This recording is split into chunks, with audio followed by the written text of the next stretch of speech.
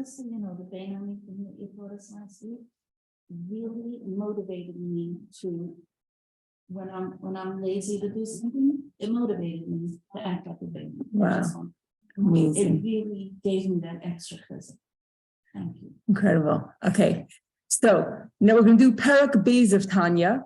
So if Perek Aleph of Tanya was speaking about the essence of our animal soul, which is basically self-centeredness, selfishness. Doesn't have to be evil, but just, the ego. That's the essence of the animal soul. And now we're talking about the essence in this chapter, the essence of the second soul, the godly soul, the nefesh elokis. So I believe Rabbi Shei's Taub, in one word, basically he said that it's not just what you do, it's who you are. It's your essence. That's what it's who you truly are. That's what the godly soul is. The Alter Rebbe says, it's a Chelek Eleka Mimal Mamish.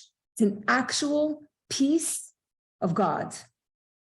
And today we're going to learn what that actually means, an actual piece of God.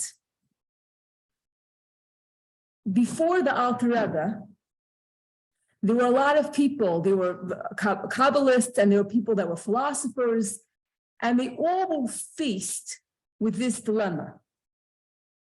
They felt that everything in this world is divided into two. There's God and there's creation. That was the two divisions, God and creation, that's it. Problem is, what is a neshama? What is a soul? Is a soul God? You can't say a soul is God, but is the soul a creation? That's what they were trying to figure out. What is a neshama? What is it? And the Alter Rebbe comes around and he says there's a third category. It's not God. It's not a regular creation. The third category is something called godliness. Godliness. What does godliness mean? The best way to explain godliness is by giving an analogy of the sun and the sunlight. So the sunlight is connected the entire time to the sun. As soon as the sun goes down, there is no sunlight. There are no rays of sun. And the whole point of the rays of the sun is to express the sun. It doesn't have its own identity, doesn't have its own desire, its own mission, its own agenda. Its whole purpose, its whole function is just to reveal the sun to you. This is what the neshama is. It's not God himself, but it's not a creation. Because creation means something that Hashem created that feels from its own perspective that it is separate from Hashem. From Hashem's perspective, nothing is separate from him. Hashem is one. Hashem created everything. Everything is one. If God would stop recreating something for 1 second, it would vanish, it would disappear, right? So from Hashem's perspective, there's nothing separate from him. But creations view themselves as their own separate identity. Go ahead. Creation, is it only the human beings who feel separate? Everything. The leaves, trees, feel separate? Everything in this world, everything in this world that you see, feel, touch, everything feels like it's its own separate entity. It doesn't feel godliness. Every animal, it needs protection, it needs food, everything's worrying about its self-perpetuation. There's nothing the only thing on this earth that doesn't feel its own identity, that doesn't have its own agenda, that is solely emanating from Hashem, and its whole purpose is to show you Hashem, is the neshama. That's the neshama. And we're going to prove it to you, and we're going to explain it through three different examples. When the author wants to explain to you what is the Chelek al-Kaim Ma'amamish, what is this actual piece of Hashem, he explains it in three ways, three mishalim. The first is the rest of creation was created through Hashem's speech. Hashem said, let there be light, and there was light. Now, obviously, Hashem doesn't have a mouth. Obviously, speech is just something that we can understand. When you speak, the words become separate from you. When Hashem speaks, Hashem creates, the creations feel separate from Hashem. Versus, when it comes to the neshama, Hashem blew, which takes a lot more effort than speaking. I could speak for 10 hours, right? But I can't blow for 10 hours. I can't blow for 10 minutes, right? Blowing comes from your kishkis. It comes from the inside. So Hashem blew a neshama into Adam Rishon. And every single day in our davening, we say, not just Hashem blew into Adam Rishon, but the Ata Nefachta Bi. You blow a neshama into me. So what happened was Hashem blew a neshama into Adam Rishon, and that neshama was the Jewish soul. That was the master soul. And that master soul got subdivided into the Avos and into their children. And then it got subdivided. There was Abraham, Yitzchak, Yaakov, and then Yaakov's neshama was divided into 12 for his 12 sons. And then those 12 were divided into 70. And then those 70 Amat and Perek were subdivided into 600,000. And those 600,000 from all those neshamas, that's all the neshamas that we have forever. It all stemmed from Adam Rishon's neshama that Hashem blew into him.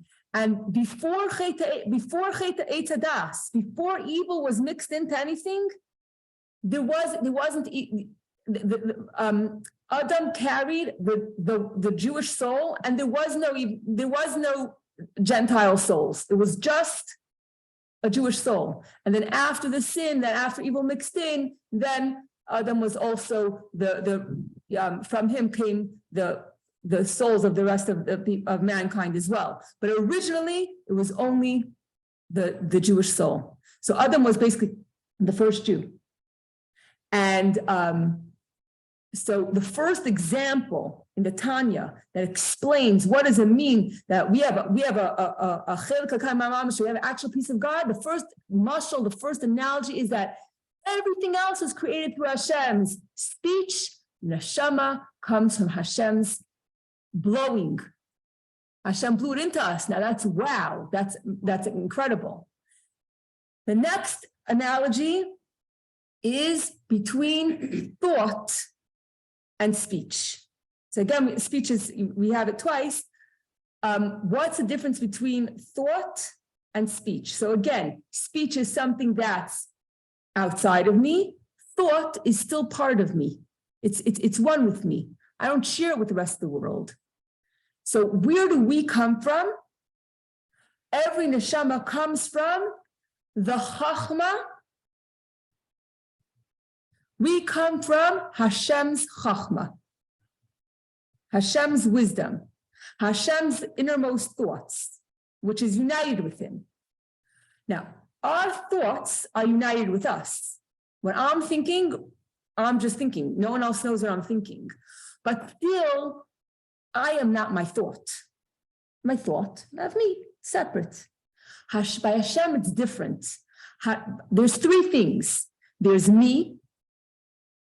There's the person. There's what you're thinking about. And there's the ability to think. It's three different things. By Hashem, it's all one. And it's such a unity that we can't understand. We can't grasp it.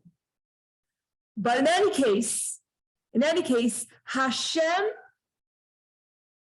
welcome. So by me and my wisdom and what I'm thinking about are three separate things. By Hashem himself and his wisdom are not separate. Hashem and his wisdom are one. So if we come from Hashem's wisdom, we are coming from Hashem himself. which is different than the rest of the world. And the Goyim, they don't have it. They don't have it. You say, what's the difference between a Yid and a Goy? We're not the same. We're just not the same because the Goyim are coming from Hashem's speech, and as soon as you talk about speech, that means that whatever it is, it feels separate from Hashem, and there's something inside of us that doesn't feel separate from Hashem, that feels one with Hashem. It's an incredible thing. And that's why a Jew has the power, even when it makes no sense, a Jew has the power to give his life for Hashem. Mesiras Nefesh, where does that come from? How is it that a person who didn't live a religious lifestyle, and one day the Kazakhs came, or during the time of the Spanish Inquisition, or any time in the Crusaders, any time that there was a situation where our enemies said, either bow down to the idol, bow down to the cross, or give up your life. And what happened? The Chachma Shebenefesh, the deepest part of our soul, which is Chachma, because we come from Hashem's Chachma, that part gets woken up, and that part doesn't have its own identity. It's not its own thing. It doesn't feel separate from Hashem. So the second you wake it up, the Jew is ready to give up his life for Hashem, and you would think, rationalize, and say, listen, bow down to the cross for 3 seconds, get up, you don't believe in it, and then you live another 100 years, and you could serve Hashem. But once that Chachma is woken up, there's no games. The Jew will not separate himself from Hashem for an instant and give up his life. Why? Because the neshama woke up. And what is the neshama? The neshama is not, the neshama knows that the neshama knows the truth. The definition of neshama is godliness. It's rays of the sun. It's not separate. It doesn't have its own agenda. The second wakes up, Mesiras Nefesh is a no-brainer. A guy doesn't have neshama, he only have a nefesh. A guy does not have a chelek alika mal mamish. So they have a nefesh called nefesh. So we have a neshama. The neshama is a general term. Neshama actually has 5 parts: nefesh, ruach, neshama, chay, yechida. So neshama is just a general term. Yes, they have a nefesh. We also have a nefesh. So they have, and everything in this world has a nefesh. Everything in this world has a divine star. Born, something like nefesh is something that happens to be born.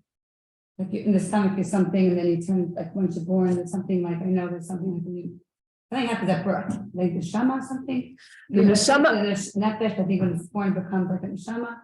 Something happens at birth. I know, like I think that when the baby is born, the neshama comes in. Right. So I think in the stomach it's a nefesh, and then when it becomes birth, it becomes neshama. Okay, so I'm not 100% sure, but it sounds right. And birth and neshama. Yeah. So the Goyim, as great as they are, and they didn't choose to be Goyim, and we didn't choose to be Yidden. You know, in America we have this thing that all men are created equal, but Hashem has a mission. Hashem created this world for a reason. He wants something to get done. He didn't all create us equally. This concept, it's not fear. Who in this room is that father of Kayin? So or Levi, Yisrael, we're not all equal. We're not all equal, but we're not meant to all be equal. Right? So a guy didn't have to be a guy. And a Kain is a Kain greater than Israel? He was born that way because every person has a mission. Basically, Wait a second. Oh, you're going so deep. Okay. Once you're that concept. No, you said something. One second. Can I finish my thought? So I meant to say with mission, you shared that God gave a mission. His neshama is one. So if we open it like a little match, then we're one with Hashem. But you also shared on the flip side. Can I go there? go. I'm not forgetting a mission of a person once it becomes speech. It kindles that same type of mission in the flip side. Do you get where I'm going? So I get where you're going. So yes, both parts are true and both parts are happening at the same time. Okay, okay, fine. Okay. Okay, you answer. Okay, Raise, you ask. your Okay, question. You so answer. let me just explain. I have both parts of me. I have an animal soul and a godly soul. The animal soul feels its identity. Yeah, absolutely. And that's why I'm motivated to get things done. And I have a mission. And I do feel that's how Hashem created this world, that we do feel separate from Hashem. You know, what should we do? The animal soul feels like it has its own identity. But at the same time, in the same body, we also have a godly soul, which doesn't feel separate from Hashem. And the question is, at every given moment, who is in the driver's seat? There's only one at a time in the driver's seat. There's a constant struggle, a constant battle. And it's all about, there's one word. It's all about intention. If I wake up in the morning and I eat breakfast, and I'm not thinking about anything, I'm just eating breakfast. The food is kosher. I made a bracha. I mumbled the bracha under my breath because I'm used to it. So what is that? That's my animal soul. I'm hungry. Mm-hmm. But if I have an intention that I'm eating breakfast in order to serve Hashem, automatically it became godly. Could be the same act. But if I'm connected to Hashem, if I feel Hashem in my life, then the godly soul is sitting in the driver's seat. If I'm just eating because I'm hungry, then it's the animal soul. And that's what we're struggling our entire life. Mm-hmm. That's what we're doing. Okay, now what was I saying before this? We're giving you three. Okay, thank you. Okay. The mission, yes. Oh, the mission. Okay, so yeah, okay, amazing. Okay, you wanted to say something. No, I was just saying that I remember once you sharing that we're above. And some people didn't like that. And just it's the material, it's a fact that we are above all, because we're not. I think he said it in the lecture that, or I heard it somewhere else, that if you take Judaism is not a religion. If you take a DNA, our DNA is different. It's not a religion. Yeah, exactly. We're different because we have a neshama. Mm-hmm. And the neshama is different than any other creation. Once you learn about it, it makes sense. But if you never heard of it, if you never heard about it, then how should you know? Then look, they have a nose, I have a nose. You know, but it's true. We both have a nose and we both have an animal soul. There's a lot in common, but there's something that only a Jew has. And that's what makes us who we are. And we're lucky. We're so lucky. Now, we're saying that we're not all equal. We're not all created equal. But if you have a company, are you going to make everyone be the president of the company? You can't. You need to have a secretary. You need to have a janitor. You need to have everything in order for the company to run smoothly. You have a airport, right? Have everyone being a pilot. Has to schlep the luggage, and someone has to do security. You need everything in order to operate. If you have a body, right? Should everyone be the brain? It's not going to work. You have to have every single part of the body, including the fingernails, and together, it's a perfect. It works in harmony and perfectly. So, that's something about stripping down and like. The DNA of every part is the same. Yes. The DNA in your fingernail is the same as the DNA in your brain. Yeah. Now, the question is, see, if you see yourself as separate, if you say, it's not fear. Why should I be a fingernail and you should be a brain? But if you see yourself as united as one body, then it doesn't care. Because the brain needs the fingernail too. Everything has a function, and everything is necessary. When you stub your toe, you know that it hurts, right? So it's questions how you view yourself. If you view yourself as separate, it's not fear. It's not fear. But if you view yourself as one thing, what happened? Yaakov Avinu, he was going to Haran. That Beersheba is going to Haran, and he wanted to go to sleep. So he took 12 rocks and he put it around his head. and the rocks started arguing. Whoever wanted to be under the tzaddik's head. Hashem made a miracle, and all the rocks became into one. Now, if I draw 12 rocks, the rock over here didn't move its face. It didn't move and actually, move a couple inches this way, move a couple inches that way. It stayed where it was. It just became one. And once it became one, it didn't matter the location. So it's all about how you view it. I have to be the best that I can be. I don't have to be somebody else, because I have a mission that only I can do. And I think Meryl on Friday. So I spoke to her was on Friday, and she was in the hospital, and she was talking to me and she said, "Honey, a nurse came in. I have to hang up. I'll call you back." She called back. She said, "Honey, my brother Uri is a chaplain in CHOP in Philadelphia, and he had to visit her, and he brought her 2 sets of electric Shabbos candles, one for her, and he said, I'm giving you another one just in case." And so the nurse came in, and Meryl asked her, only Meryl, she asked her, I don't know, something, she was talking about Shabbat. She said, "Are you Jewish?" She said, "Yeah, my name is Shoshana and I'm Jewish." And I said she's going to come back, the candle-lighting time, and light candles with Meryl. So what I'm saying is that thank God we're healthy and well and we're not in the hospital. But if a person is in the hospital, right? It's their nurse or their inner circle or their family member. We all have our circle of influence, and the people that we're close to, and the people that we could influence the most. And it's different. So we don't all have to be cookie cutter, the same, do the same thing or be the same. We have to just be ourselves. That's what we have to do.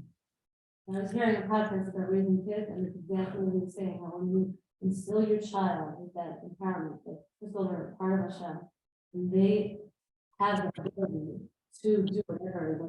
When they have that belief in themselves, there's no disciplining needed. It's like such an amazing point, because child lives in themselves, and they know they're greater than the act or whatever. They themselves can make the decision of not doing whatever it is that they think they're doing. And that's his way, if you ever, as a parent, we really ever have to discipline a child. All you have to do is help them make themselves aware of the fact that they're part of a child. I thought that was like brilliant. If a child can always feel that way, it's amazing. They'll still recognize. Absolutely. Now, Rivka had twins. She had Yaakov and Esav, right? And from the womb, Esav was kicking. When she passed by a church, like Esav was kicking. So was there something wrong with his genes? Like, why was he inclined to Avodah Zarah? But you should know that after they were born, it says in the pasuk Vayigdalu Hana'arim, when they were under Avram and Yitzchak's, when they were being educated by Avram and Yitzchak, they were both growing in Yiddishkeit. And then only later on did Esav choose a different path. So it says, Ma'aseh Avos Simul Banim, that everything our forefathers did, from them we get the power they kind of open the channel for us. So Esav, the fact that he was inclined, that he had the struggle, that he was inclined to have a Zarah, it's not a bad thing. There's 2 types of people. There are people that they're very holy and spiritual, whatever, and then there are people that are strugglers. So from Esav, who was Yitzchak's son, we get the power to overcome struggles. The fact that you want something, that's not bad. It just means that your job is to overcome it. So it's a very important, it's a very, very important lesson. Just because I want something doesn't make me bad. Just because just because I'm inclined to, that interests me or whatever it is, I have a taiva for something doesn't make me bad. It just means that my job is to try to overcome it. Okay, so the third thing is, so the first example was blowing versus speaking. The second was thought versus speech. And the third example is that we are Hashem's children. Yeah. I have a question. Okay, Adam was the forefather of everybody, Goyim and Yidden. and you said Yaakov and Esav, so listen, the neshama, it like goes to where it want, like, how could it go to Yaakov and not to Esav? How can it go to Shem and not to the other, like, how does it actually work that way? It goes where it wants, like, how does that happen? So once Matan Torah happens, you're Jewish if your mother's Jewish. Right. Before Matan Torah, it was a choice. Meaning Esav could have been Jewish if he wanted to be Jewish. Yes, he could be absolutely. Jewish. Yeah. So they had the neshama. Esav had a neshama. He obviously was born with a neshama. He had to decision. Yeah, he was going to a Jew. Because he chose a different path. Then he His chose a different children path. weren't born with a neshama. Right. They weren't a chosen nation. Yeah, before Matan Torah was different than after Matan Torah. So basically, before everyone was Jewish. But no, that doesn't make sense. No, only if No. they chose to serve Hashem. If you practiced, then you were So what does that mean? You get the neshama when you're practicing, like you didn't get it when they were born? So the answer really is that Abraham was really the first Jew after Adam. So it was designated who it's going to be. It was the Adam's soul, the Jewish soul, went to Avram, Yitzchak, and Yaakov, and Wives. Because then in that case, Esav didn't really have a chance. If he doesn't have the soul. right. He didn't really have So it has to be. It has to be that he was even in a way, could have been even greater than Yaakov. Because he did have it, you're saying. It has to be that he had the potential, but then he chose a different path. So, but you can't say that he wasn't born with a neshama. Like, I don't get it. You Yeah. lose it? It's hard, Can someone lose their? not after Matan Torah. Yeah, It's after Matan Torah, you can't lose us. it. It was different before and after. If you're not born a Jew, and then I think, is that where it's coming from, the question? Like if a person is not originally born a Jew, like how do they? No, not really that, more like Adam, if it was in Adam and it goes to all of his children, and if it was in, let's say, Yitzhak, and it goes, then. When it skipped, it didn't go to every single person. It didn't go to every single human being that was born. It didn't. Okay, so then it went specifically to specific people, Yeah. but Esav it did, you said. So Esav is a very, very tricky question because when he in his youth, he was practicing. He was growing in his connection to Hashem. Could have actually. Right. Maybe Ishmael. And at the end, both Ishmael and at the end they did tshuva. So does he not have a neshama because, does he? Does he have a neshama? So that's a very good question. It's a very good question. I would like to say yes, but because their children weren't the chosen nation, it didn't get passed down. Ishmael's mother wasn't Jewish. He wasn't. Oh, But it didn't go by. But they're saying that she But converted. I heard that she was converted too. So she convert. You could say she. I heard, I don't know, it's so. Okay, we're gonna leave it because I don't know. I don't know. Okay, good question, but I don't know. Too deep. Okay, so now we're going to the third analogy, and that is that we are Hashem's children. Now, where does a child come from? A child comes from the brain of the father. The child shares the same DNA as the parents. And the child shares the same DNA as the parents. So just like a child comes from the father and the mother, the drop comes from the father, but the baby is formed in the mother for 9 months. And just like a child comes from a parent, so too we come from Hashem. Those are the 3 examples.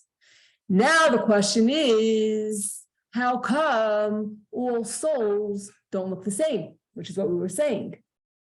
And we kind of answered it by saying that the Jewish people are compared to a body, and we have some souls that are compared to the brain, and some souls are compared to the heart, and some are compared to the fingernails, etc., etc., etc. Now, this applies to the Jewish people as a whole, and also applies within each generation.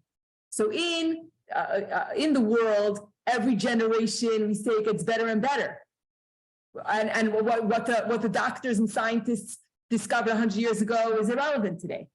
We're so much better and smarter than them. When it comes to Yiddishkeit, it's the other way around. Our generation, we are the heels. Our neshamas are the heels. So heels is when you want to test the water of the pool, right? You stick your heel in, right? Because that's the least sensitive part. So our neshamas are the heels, and compared to all the Jewish people throughout all the generations. But even within our generation, within each generation, there are some souls that are the brain, and some souls are the fingernails, etc., etc. Now, there's the father, and there's the child. The child has the DNA of the father. But how does the child live? How does the child breathe? Okay, of course, the lungs. But what is making everything operate? How does the child live? How does the child live? Okay, but he's not in the womb anymore. Oh, Practically speaking, in our body, this is an answer that's Stand on his own. okay. So in our body, which part of the body makes us alive? Okay, is it the heart by itself? What's the engine? The brain. Okay, so the father's brain, the father is Hashem. We have the DNA from our father, but what gives the child? What gives the child its life? The brain of the child. The DNA comes from the father, and to be alive comes from the brain of the child himself. Yeah. So the story is that the child's fingernails has the DNA of the father, but the fingernail doesn't know it. He doesn't know it. He's a fingernail. You need the brain of the child to explain to the fingernail who he is, how great he is, how amazing he is, because the fingernail doesn't know it by itself.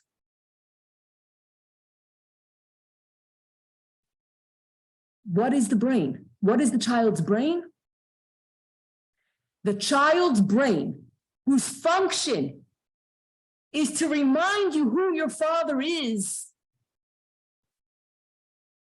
and to give you your life, that you can have your oxygen, practically speaking, that is the Rebbe. Rebbe stands for Rosh B'nai Yisrael. A Rebbe is someone who has a neshama that's a brain. And the function of the Rebbe is that every single soul, that every single part of the body should recognize its father. Should recognize Hashem. Okay, I'm gonna stop here, and I'm gonna do the project Likkutei Sichos because it connects in a magnificent way to everything that we just said. Okay, now I have to find it. I'm gonna put it on the chat right now. I wrote a poem. I wrote the poem before I left yesterday. I did not get the okay from my husband, so I have to run it by him. But as soon as this phone decides to function.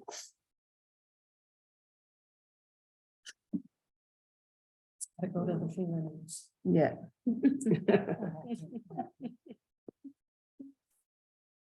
was sitting and thinking.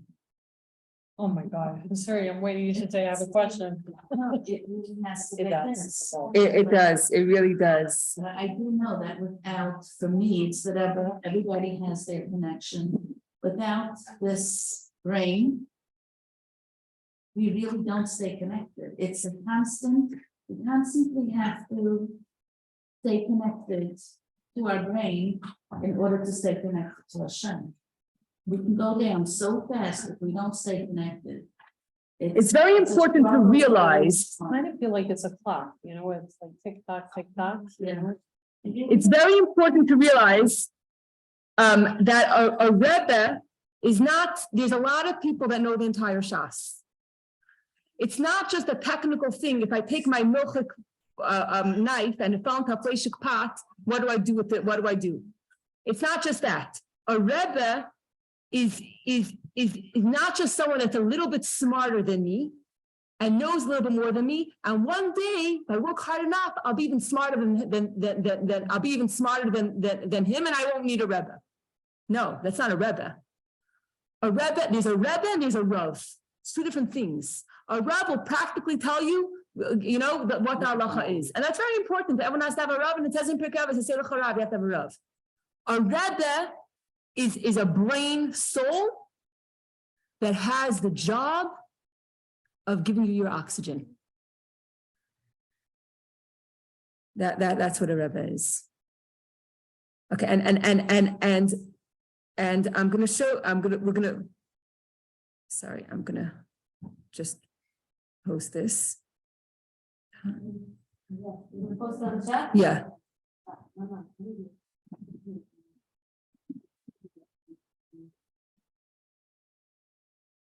Okay, done. Okay, in this week's parsha, what's going on? Parshas Behar. Starts off, Hashem spoke to Moshe at Har Sinai, and it speaks about the mitzvah of Shemitah.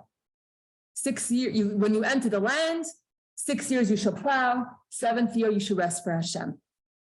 And then the continuation of the parsha is downhill, downhill, downhill. It's speaking about a person who is not so careful with Shemitah, with Shvius, with the fruits of the 7th year. And it's possible that a person who is not careful with Shvius, there's a possible situation where they are going to start losing their money, losing their possessions, having to sell their stuff. And they decline and decline and decline until they sell themselves to a guy, which is not allowed because we're servants of Hashem. We're not allowed to sell ourselves to a guy. So the person is so impoverished that it's called an indentured servant. I checked it in the dictionary. An indenture is the contract. So you make a contract. I hear you coming. You make a contract with whoever you're selling yourself to. It's usually between 3 to 7 years that you're going to sell yourself to this master, and then you, I guess, and that's the contract, and I guess that way you can pay off your debts or whatever it is. For a certain amount of time. It's for temporary time. Now, if you were living, okay, now this person, not only did he fall so low to sell himself to a guy, but he sold himself to a guy, and his task is going to be to take care of the getchkes, take care of the Avodah Zarah. He's not going to worship it. Rashi specifically says that he will not worship Avodah Zarah because a Jew, it still has a neshama. So that far he's not going to go. It specifically says that in Rashi. But he has to chop wood for it. He has to carry water for it. That's his duty. That's the lowest of the low of the low. And this is what the parsha is describing. And the Torah says, commands, the close relative has to go and redeem him. And it made a list. The brother, the uncle, the cousin, any relative. And then it says it lists him himself. If he himself somehow he won the lottery or whatever, and he could redeem himself, he should redeem himself. That's the pasuk. That's the pasuk. So the Rebbe asks 2 questions. First of all, if it's in order of closeness to the individual, then why is the individual himself last? It should say, if by chance you win the lottery, you should redeem yourself first because you're closest to yourself, and then afterwards they give the list. Second question is, where is the father? The father is the closest person to the son more than the brother. My feeling is, the father, you don't tell him. Which father would let his kids? Let's see. Some kids don't listen to the father. I know, but the father would. What if there is no father? Second would be. What if the father's absent? I'm thinking if he could. We're talking halacha. Yeah.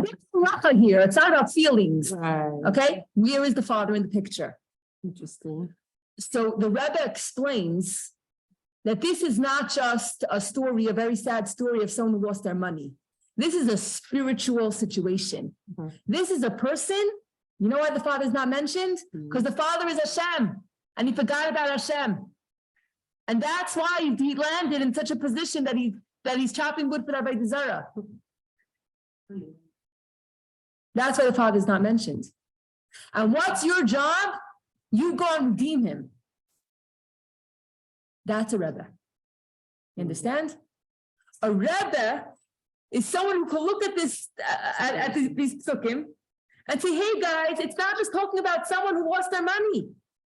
There's a Jew and his chachma shebenefesh, his neshama, is sleeping.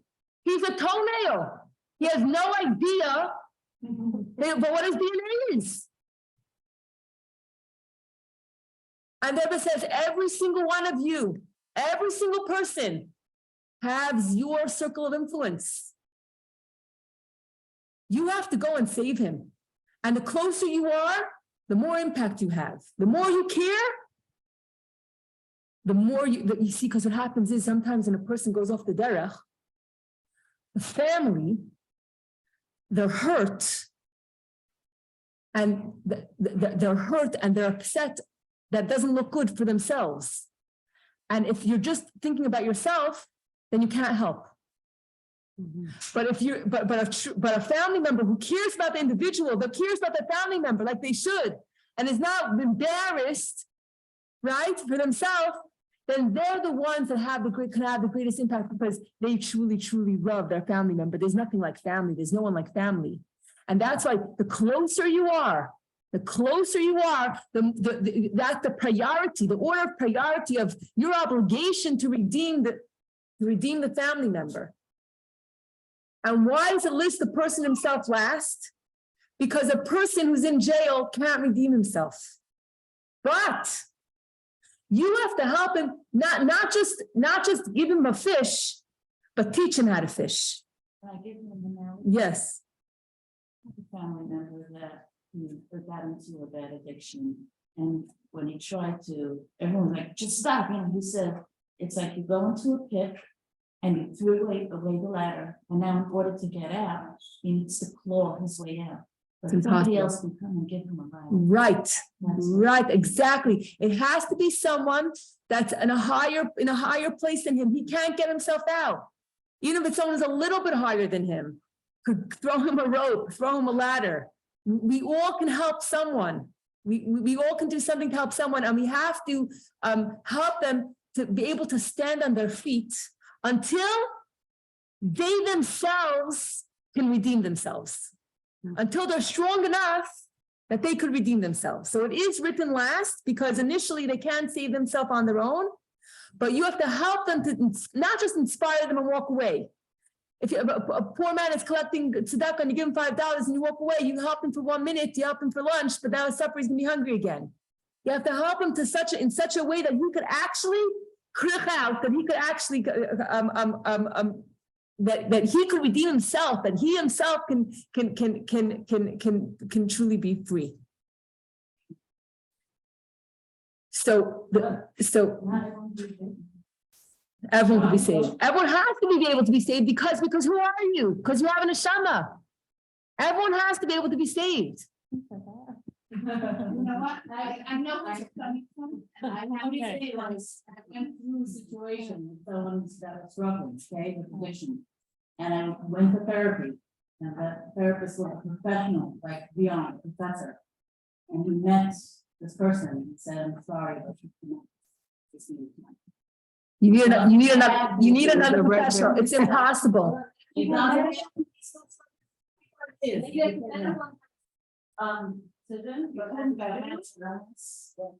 So that's different story. Mental illness is The like, bad. it's its own category. Wait, but Correct, they I also agree. have the shots. I understand, but people don't. Let's have to not. blame within themselves, some people are so mentally ill, don't step up, they can't. They can't help themselves, you're right. You need to send them the ladder. Doesn't make a difference. It's, you know, when I call it almost like a guy was playing, he's still, he's worse off than he was. Never give up, Exactly. never give up. We cannot give up on anybody. That's right. I. Ignited, but What? who knows what? Like you said, don't give up. You never know. You never know to ignite that person. We don't know. Never give up. When you put aside the whole judgments There is. and you actually see them. The problem is that the problem is that the person doesn't believe in himself. He doesn't think he can. Correct. He doesn't know who he is. He doesn't know his potential. Is. So funny, maybe. You done? Yeah. So And I think ultimately. I think when you talk about mental illness, it's an neshama of, it's already a generation. And so maybe I don't know if you want to share this, but. You should share. You share. No, I'm not. You share. It becomes very painful for the person who's having relationship for 25 years and it's not on her. Can you just say like Absolutely. carry, or just sometimes you carry generational neshamas? If you want to tell them, I'm not going there. I'm The leaving point it is, to you. the fact that people have to struggle, Mhm. that is not news. That is not news. Some neshamas and the more and some neshamas less. Look at Esav. You know what I'm saying? But it, Too much hurt, too much anger, too much. emotionally Too involved. much, yes, Yeah. and that's why it needs an answer. Exactly. Or if you're able to put yourself completely aside. Look, I'm not here to judge anybody. I'm just telling you the Torah's perspective. Because Baruch Hashem, I don't have any experience. I can't, you know what I'm saying? Who am I? But I could just share the Torah's perspective. I could just share, this is what the Torah says. These are the psukim in the Torah. It's not something I'm making up. I'll read the poem just to, to give a, to bring it all together. But we have to, and so I went to speak last night and I was discussing this teaching with my husband. I learned it with him and he says, a Farbrengen, there's a lecture and there's a Farbrengen. A Farbrengen is that you could let down the guard and just be, And he said that this teaching is going to be his next Farbrengen. That's what my husband was saying. Next time he Farbrengens, this is what he's going to talk about. And he says, in the beginning of the Farbrengen, you think that you're the relative. Mhm. At the end of the Farbrengen, you're the guy that's you're the guy chopping the wood, So I'm saying we all have, these parts of us and those parts of us. And in some parts of our Yiddishkeit, we could be the brother. We're, and then in other parts of Yiddishkeit, we could be, the lowest of the low. And we're here to help each other. Everyone has different struggles. We don't all struggle with the same thing. But the main thing is to know your potential, know who you are, know that you have a part of Hashem. There is a part of you that is not selfish. There's a part of you that Baruch Hashem, we don't have these tests today, but that there's a part of you that's so united with Hashem. And the other thing that I would recommend, if I may, is I'll just share this. So I was listening to Rabbi Naftali Silverberg before I came here, and he's speaking to not Chabad crowd in Borough Park, and so they ask him, "Oh, how do you know who the Rebbe is?" or something like that, and he says, "Oh, for obvious reasons, I can't answer that question." But he said, "I'll just tell you this." He said, when the Frierdiker Rebbe passed away, the previous Lubavitch Rebbe, he had two sons-in-law. One was the Rashag, and one was the Rebbe. And he said the Rashag, he was the older son-in-law. He was involved in the yeshiva. He dressed the part. And the Rebbe wore a short jacket, a gray hat. He had gone to university, and his tasks were all more like, the printing press and more technical stuff. So technically, if you were make a chart, it would make sense that older son-in-law should be the Rebbe. But he said, all the Hasidim, they all knew who to go to ask him to be the Rebbe. And it wasn't even a question. And guess what? The older son-in-law wanted the position, and the Rebbe didn't want the position. Yeah. So he didn't look the part. He didn't want it. But it's not about, I'll just tell you what it is about. It's a soul thing. It's not about how much you know. It's not about how smart you are. It's not about how charismatic you are. It's not about how talented you are. It's about your soul. Now, a Rebbe is Rosh B'nai Yisrael. He is the head, the brain of the Jewish people. So my advice, I'll preface my advice by telling everybody my secret. I came here, I said, how am I going to put 4 hours into one? I mean, this is not possible. My secret is that every Motzei Shabbos or Sunday morning, before I begin, I do learn the teaching with my husband on Shabbos most of the time, but before I begin to sit down and prepare, like to write anything, I take my phone. I have an app for the Oihel. And every single week I ask for a bracha. And I specify, I say, Rebbe, please give me a bracha to be able to write a poem in Hebrew and in English for project with the Sichos, Chelek Yud Zayin, Parshas Behar, Sicha Gimel, and for the video, and that it should come out on time, and for the classes, and for anything I need to do. Because once you connect to your brain, you're in good shape. So whether it means going to the, whether it means, downloading the app on your phone, whether it's a one-time thing, just Google it and send a letter. There's an address. There's an address. When we're in trouble, there's an address of where to go. When we feel like we can't breathe, we have to go to the brain. There's hope. There's hope for everyone. And the Rebbe cared about every single Jew, no matter what, no matter who, no matter where they were. And that's why this is what he said. This is his teaching. This is his teaching. And he didn't just say, oh, this is my job. He empowered every single one of us. He said, everyone has to do 100%, do their part. To find every soul, to wake up every soul, to bring every soul closer to Yiddishkeit. And you never know. Sometimes it's just one kind word. It's one hello. It's one smile. I could tell you happy stories. I could tell you sad stories. When we first moved to Tom's River, it is 19 years ago. We came here, my husband and I. There were no from people here, not even one.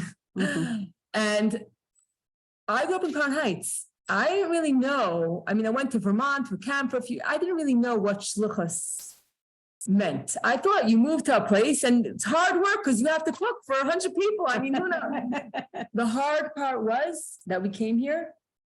I had a 2-year-old child. I had a baby on the way, and we knew nobody.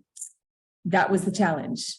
We looked at each other and we're like, "What are we doing here? Like, how do we start?" And I would take my children and I'd go to the park and I would say, "Excuse me, are you Jewish?" Because I was looking for Jewish people. I mean, where do you begin? We came here, we had 3 pieces of paper, The Rebbe sent them. Mostly false, yeah. Well, why Tom's River? You know what? I lived here for 13 years. And I question it every single day. But now I know the answer. No. The answer is that I should be able to sit here and teach. That's the answer. Right. But I didn't know that. For 13 years, I questioned, why am I here? I didn't understand. We had an opportunity to go to South Africa. We had an opportunity to go to Vail, Colorado. I was landed in Tom's River. Don't ask me why, but now I know why. Because it's a neshama thing. You go where you're it's where you're needed. Okay, so what was I going to say? Oh, so it took me. Hold on. I questioned everything. I gave my husband.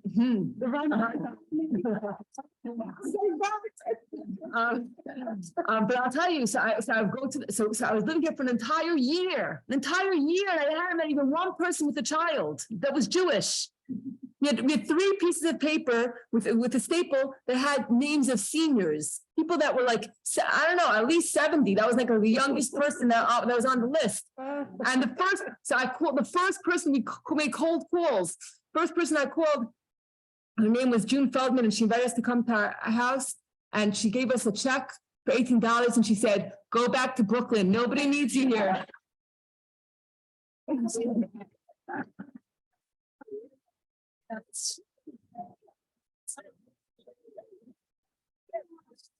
That was so we. That was our.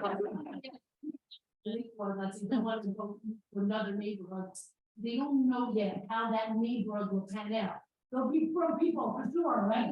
And they stay stuck in that little house, a little apartment, because they can't make like a decision or a move. If he gets like a move, then it has to be forever. It also move from point A to point B, you know? So anyway, after a whole year, my husband was, I don't know where he was, maybe he was in New York, I don't know. It was the summer, it was boiling hot. I took my 2 daughters to the park right here. The yellow, it used to be the yellow park, now it's, I don't know, they changed it. But on Locust. On Locust. Oh, okay. And I went to the park and it was so hot that they redid the park more than once. But before, the slide was metal. When it's 100 degrees outside, you can't go on. So it was over 100 degrees outside, and I came to the park and it was too hot. So I put these two, one was 3, one is 1 on the floor, and we were eating lunch and we were gonna go home. A lady walked by and all I did was say, hello. That's it, 1 word. Yeah. And she said, hi, my son's name is Tzvi. And that's how we met the first person, the first Jewish person in Tom's River. And she introduced us to a bunch of people, and that's how our Sichos actually took off. I know, but that's what really happened. Wow. It's funny, like random, like. Amazing. Back then, it was almost no. Yeah, there were no, yeah. Wow. That's a story. So don't underestimate yourself. Don't underestimate your children. Don't underestimate your relatives. And I just want to say, say hello. Yeah, say hello. Also, that's an effort. I think sometimes you look at the What is so nice. like that's what you get very heartbroken. I I feel like if you look at it, the effort that we put in, that was scored just by time. Yeah, you don't know. Just plant the seeds. You don't know where it's going to go.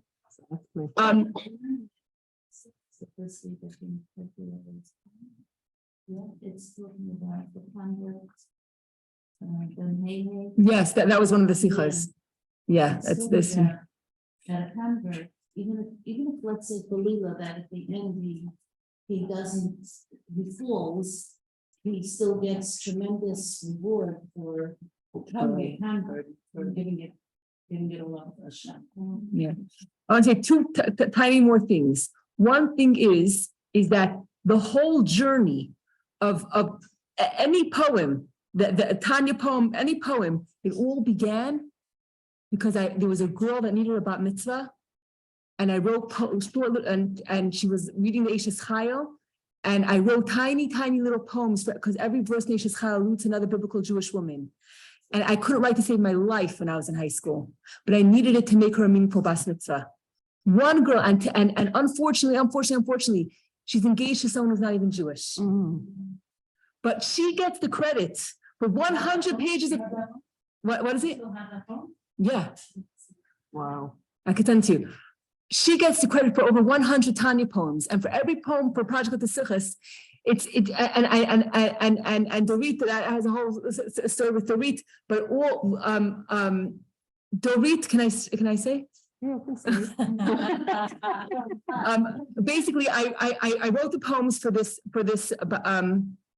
bas mitzvah, and at the time there was a Hebrew school teacher from Lakewood, Dasi Rabinowitz.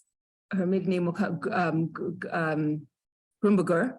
She volunteered. She came to the Hebrew school. She didn't take a penny, and she was at the bas mitzvah and she was so impressed. She said, "Hani, when I get married, I want to teach biblical women in Lakewood." I said, "Dasi, go for it," you know. Anyway, it took a few years. She got married. She moved to Israel. She came back. She was a sheitel. She still does sheitels, but it wasn't meaningful enough for her. She wanted to teach biblical women in high school. And one day I got a phone call from a principal in Lakewood asking for recommendation. Of course, I gave the most wonderful recommendation, and she got the job. This is 8 years after I wrote these tiny poems. I'm taking 4 lines per pasuk on Eishes Chayil. That's it. That's all I did. I get a phone call one day, and someone says, "Can you please teach biblical women in Tom's River?"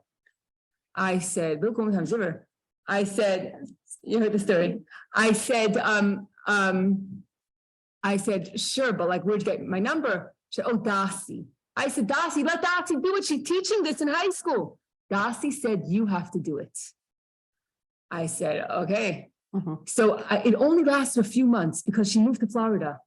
But we had one class about Chava, and then Hanukkah was coming, and we did it. She said, "Could you do about Yehudis?" I said, And by the "Fine." way, I just found the paper. Really? Yes, during a Saturday. Really? Yes, and Really? they saved it. That was the first. Really? That's amazing. So now, I was. Guess what? There's not that much information about Yehudis. I was speaking to Dorit. I was kvetching. I said, "Dorit, I have to go speak about Yehudis," and I don't really have that much information. Dorit said, "Hani, I want to come with you to the class."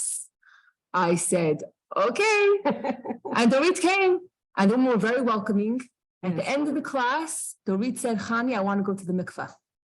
Because the class ended up speaking about Haras Mishpacha, a whole long story. And Dorit went to the mikveh on the 8th night of Hanukkah. And I came home. I didn't go with Dorit because I had a family bar mitzvah. Dorit went by yourself? Yeah. She went to Cherry Hill. Very brave. And I came home from the bar mitzvah and I looked at the tree of life. Maddie Stopira's bat mitzvah, the one that I wrote the poems for, was the same night. 8 years earlier. Goosebumps. Yeah. The poems that I wrote for Maddie 8 years before got Dorit to go to the mikveh. And I wrote this whole story up and I sent it to Maddie's mother because I wanted her to know. But Maddie's not her fault. She went to a Christian high school and her father also is not Jewish, whatever. So, but she gets Sichos. And who knows her children, who knows when what will come around. Who knows?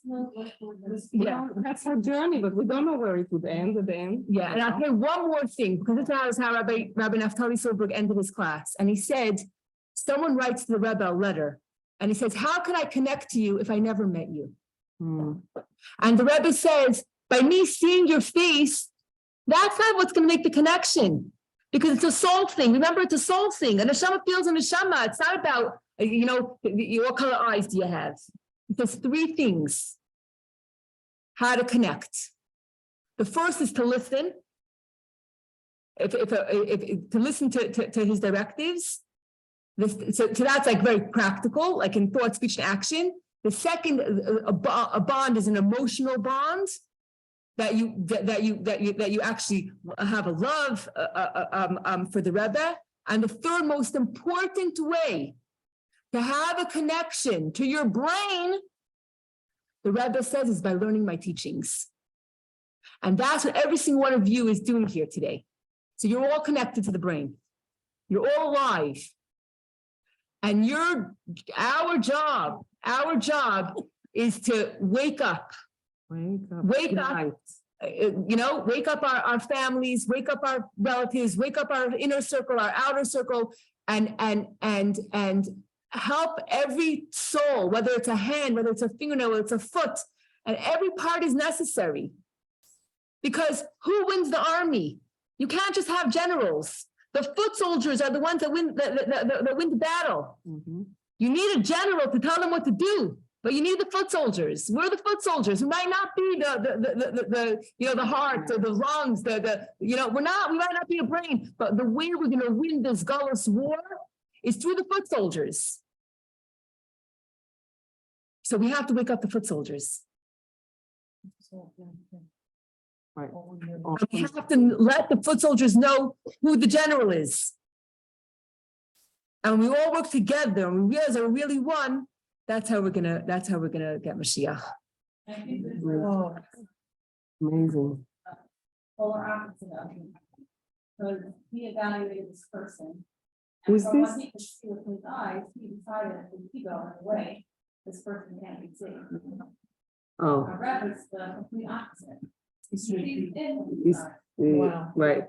That's good. Thank you. He has no capacity. I'm just gonna repeat that on this, I'm just gonna repeat that on the Zoom in case Sharon and Bonnie didn't hear. The difference between a therapist and a Rebbe is a therapist can say you can't be helped because they can only see so far. They can only see so far. They can only judge so much. But a Rebbe sees your soul. A Rebbe sees your soul. A Rebbe sees your potential. The Rebbe sees who you really are. Mhm. And when you know who you really are, nothing will stop you.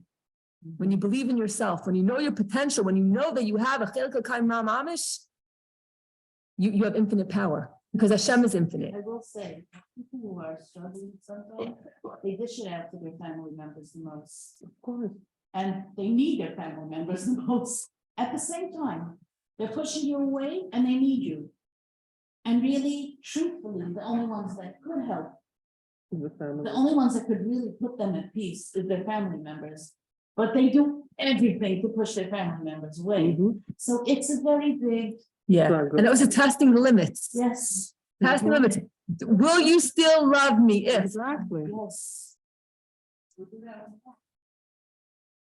It's called like a, that was very insightful. I love that. Between the Rebbe and the therapist. Yeah. But all those three things, Yeah, that's amazing. It's amazing. Right. They're limited, yeah. all those three things we have to do with Hashem also, like, the point of the Rebbe is to connect with Hashem, we have to make sure that we're listening to Hashem. Absolutely. So the connection is there. The Rebbe is not creating anything new. You have a Chelek mamish. You're connected. The connection is 100% there. But the question is, are you aware of it? So Mhm. he's helping you see the connection. He's helping you become aware of it. He's not creating anything. Yeah, no. There's something called memutza, means like an intermediary. So some people say that they have an issue with the Rebbe. Oh, intermediary between me and God, that's a very desire. You can't have intermediary between you and God. Right, because of Moshe Rabbeinu, there's two types of things. You could have a middleman, right? Mhm. Let's say you go to the store and you buy your groceries, right? Where do the groceries come from? It came from the factory, it came from the farm. You never met, you didn't meet the farmer. Mhm. There's someone in between that brings the food to the store. And that's the in between.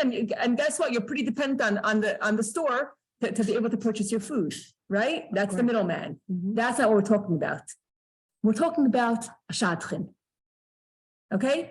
A shadchan introduces and brings two people together. The shadchan is not there to stay in your entire marriage. He's just here to introduce you. The Rebbe is there to introduce you to Hashem. His job is to bring you together, to bring the chassan and the kal together. And once they start dating, right? 1 date, 2 dates, 3 dates, and then, or whenever they're according to your, everyone according to their whatever. Eventually, right? Once they know where this is headed or that it's going in a good direction, then the girl and boy exchange phone numbers and they figure out their own dates. You know what I'm saying? It's just to make the introduction. The shadchan is not there to meddle in your life for the rest of your life. That's not what the shadchan is doing. The Rebbe is just there to tell you, To help you. to make you realize who you are, to tell the fingernail, guess what? You know how special you are? The awareness, that's all it is. Mhm. It's not someone that's coming in between that I have to daven to the Rebbe and then the Rebbe is going to daven for Hashem. That's not what it's about because that is not Yiddishkeit. Mhm. Now, one more thing. If you see your body, if you see yourself and the Jewish people as a body, right? Then if your hand needs something, it makes sense to go to the brain. Mhm. But if you see yourself as separate, then it doesn't work. So if and the same was with anyone, if we see ourselves as all part of one body, then we're there to help each other. We're there to help each other. We're not in a competition, but when we recognize that both soldiers are important, we have a mission to do, we have a battle to win, but we have to know that we have an infinite power of Hashem inside of us. Hashem is infinite. We have infinite power, and I'll just end off. Ashenu matev chalkeinu. How lucky we are! How lucky we are that we were chosen. To be Jewish, and that we're from, and that we're sitting at this table, and that we're learning these teachings. Tanya and Likkutei Sichos, what could be better? And we should just take the light from here and spread it further. Man. And isn't that one of the also Tanya, because he wanted, people were constantly coming to him, and he's like, Yes. here's how you can connect to Hashem, here's how you can have more spirituality or figure out your challenges.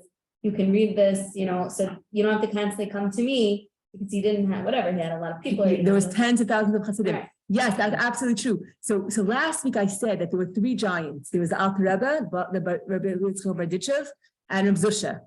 Reb Zusha didn't see bad. The person was eating chazer on Yom Kippur, he didn't see it.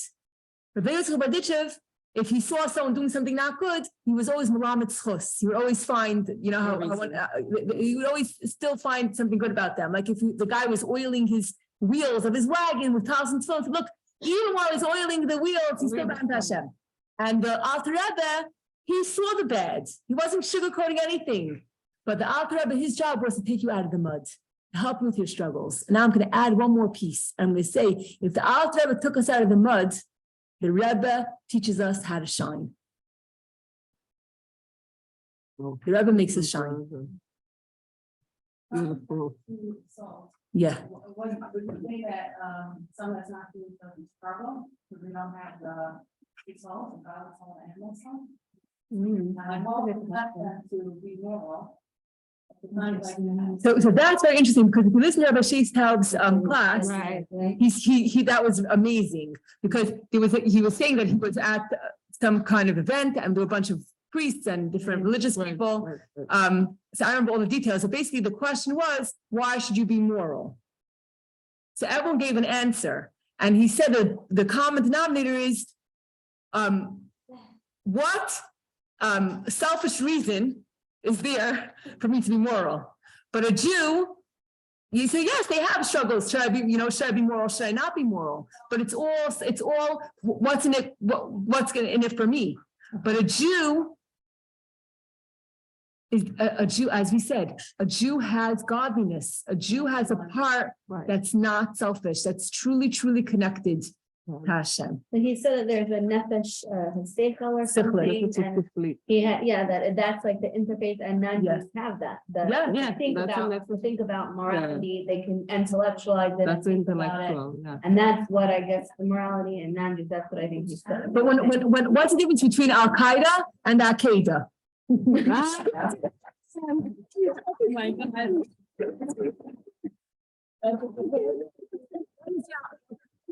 Al Qaeda.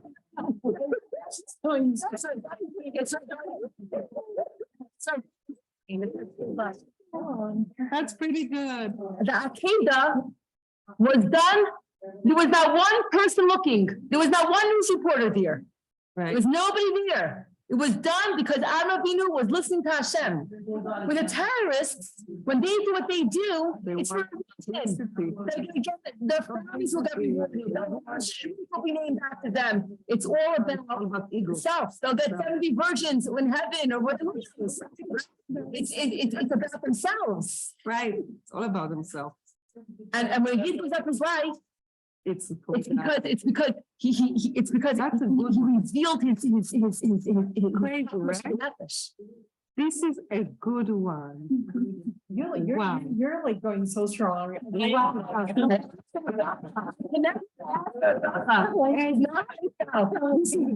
I am like. Wow. It's very clear.